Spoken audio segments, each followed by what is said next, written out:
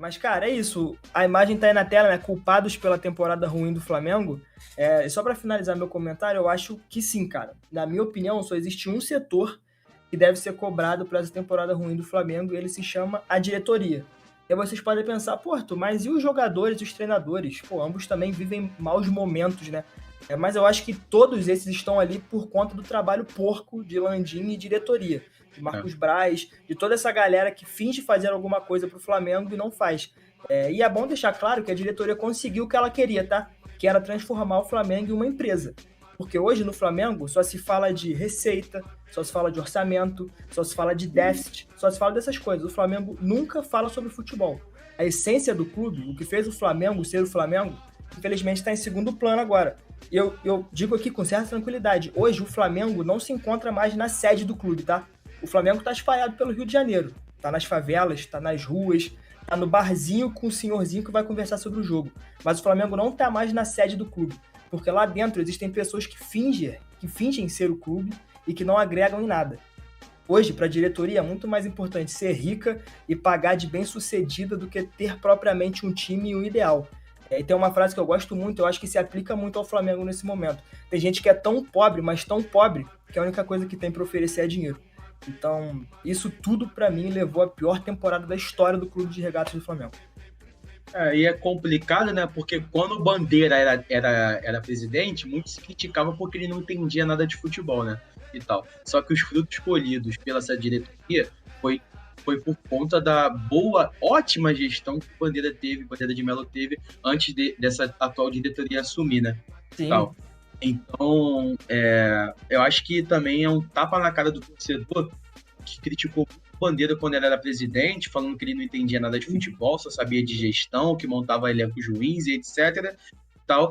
E essa atual diretoria colheu os frutos graças ao que o Bandeira de Mello colocou lá atrás, entendeu?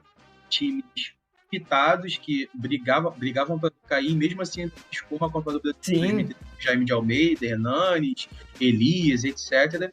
Tal, colheu os frutos, só que aquilo, não tem como você se postar apenas em títulos que já se passaram, entendeu? Tem como você apenas se respaldar nisso, porque o atual ano do Flamengo, 2023, como a gente já disse aqui, na nossa opinião, né? Acho que não é nem opinião de um ou de outro, acho que a opinião de nós três, assim, uma opinião conjunta, é que esse ano é o pior ano do Flamengo, por conta de expectativa, por em cima, investimentos, conta do elenco que foi montado, né, conforme os anos foram passando, do elenco que foi montado, das peças que se mantiveram, que tiveram muito sucesso nos anos anteriores, e também das peças que chegaram, grande badalação, dinheiro que foi pago pelo o dinheiro que foi pago pelo Alan, Araújo e etc. Então, o Flamengo foi derrotado, né? Foi decepcionante, porque foram 6 títulos disputas. Não, pô, foi hepta, pô. Perdeu 7. Perdeu 7. Foram 7 ao total, né? 6, acho que foi 6. O brasileiro não acabou ainda. O brasileiro não acabou, né? Não, mas acho que o brasileiro é o 8º, não? Vou ver aqui, vou confirmar. Recopa, Supercopa do Brasil, Carioca, Mundial, Libertadores, Copa do Brasil. 6? Perfeito. Então eu que falei errado. Peço perdão. E caminha passos largos pro hepta, né? Porque eu acho muito difícil tomar esse título do Botafogo. Eu acho que o Botafogo não tá em grande momento atualmente, mas eu não vejo o Flamengo com vontade, culhão, para ser campeão desse título, de verdade. Vai depender, acho que pro Flamengo voltar a brigar pelo Campeonato Brasileiro, vai depender da escolha aí desses patetas da diretoria e no que vão fazer e decidir o futuro da temporada, que são 14 jogos ainda. Então vai ter que trazer um treinador novo, acho que a gente pode até comentar sobre isso agora, já que aparentemente, segundo as fontes, Vene Casagrande, todas as fontes já dão como certa a demissão de Jorge Sampaoli, até agora, 9h15 da noite, nesse momento, não tem nada confirmado ainda pelo Flamengo que Sampaoli foi demitido, mas tudo indica que já tem um acordo lá entre eles para a demissão dele, ele não vai se demitir. O clima foi de despedida, né? Exatamente. E eu queria só ler um comentário aqui, ó, do Davi Drummond, salve Davi, que eu achei muito interessante. Na realidade, está mais do que explícito.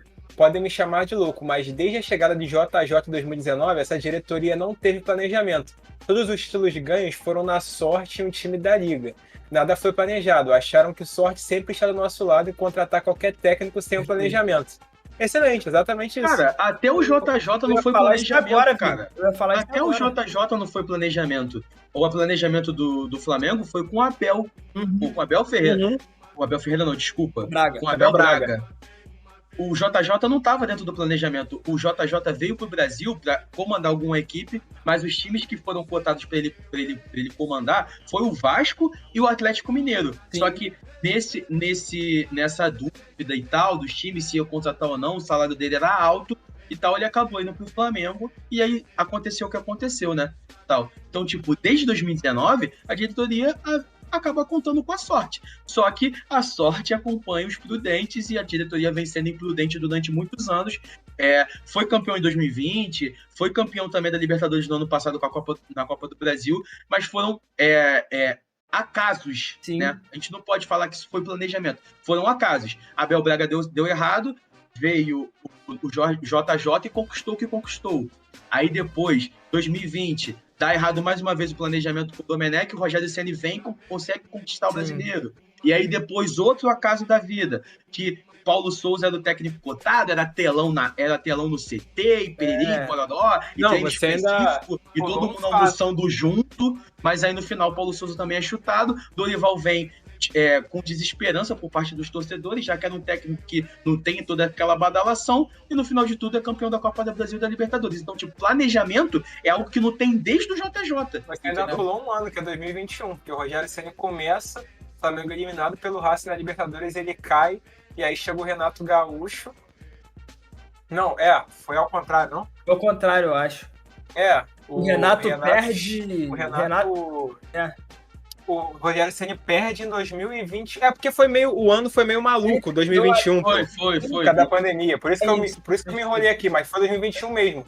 Que o Renato assume o time depois do Rogério, o time começa bem, no final acaba perdendo a Libertadores na final pro Palmeiras e o Renato é demitido por pressão da torcida. Eu não citei esse ano porque o Renato não acabou sendo campeão, né? Mas literalmente o futebol apresentado pelo time do Renato era bem melhor do que o Rogério Ceni naquela época, né? Não tem jeito.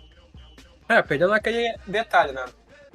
Muito melhor que o do São Paulo. Não tem nem comparação. Muito melhor do que o São Paulo, mas é aquilo. O que eu queria dizer é em conta dos acasos, sabe? O comentário do Davi é muito bom, mas eu acho que até o JJ foi acaso, entendeu? Sim, com certeza.